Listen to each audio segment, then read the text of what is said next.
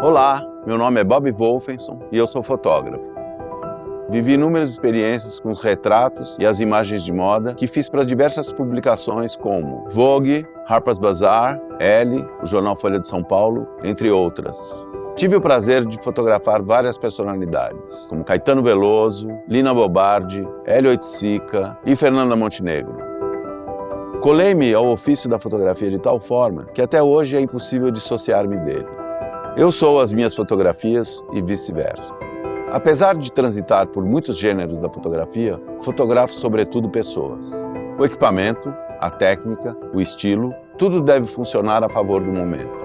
O retrato é o resultado de um encontro, que obedece à natureza dos encontros. A imagem se realiza de acordo com a conexão entre o fotógrafo e o sujeito à frente de sua câmera. É um processo de troca e confiança, e pode ser, quem sabe, transcendente. Neste curso da Doméstica você aprenderá a fotografar retratos, desde a proposta artística, passando pela direção de modelo, até a edição final das imagens. Como projeto final, você realizará 2 ensaios, um com luz artificial e outro com luz natural.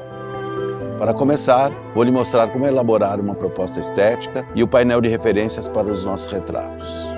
Em seguida, explicarei quais são os materiais necessários e os preparativos para o dia da foto. O passo seguinte é controlar a direção da pessoa fotografada e cuidar do ambiente de trabalho. Passaremos então ao retrato propriamente dito.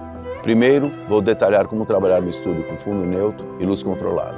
Depois você vai entender como atuar com luz natural, usando o sol como fonte incidente ou difusa. Fotos feitas, é hora de ver como selecionar e tratar as imagens. E finalmente te mostrarei as melhores maneiras de apresentá-las. Ao terminar o curso, você saberá não só como controlar a luz, mas também usá-la como ferramenta para criar retratos com uma narrativa. Para me acompanhar, você só precisa de uma câmera fotográfica ou de um celular e de um computador. Permita que eu lhe apresente alguns caminhos que construí durante a minha trajetória e que podem ser valiosos para os seus próximos retratos.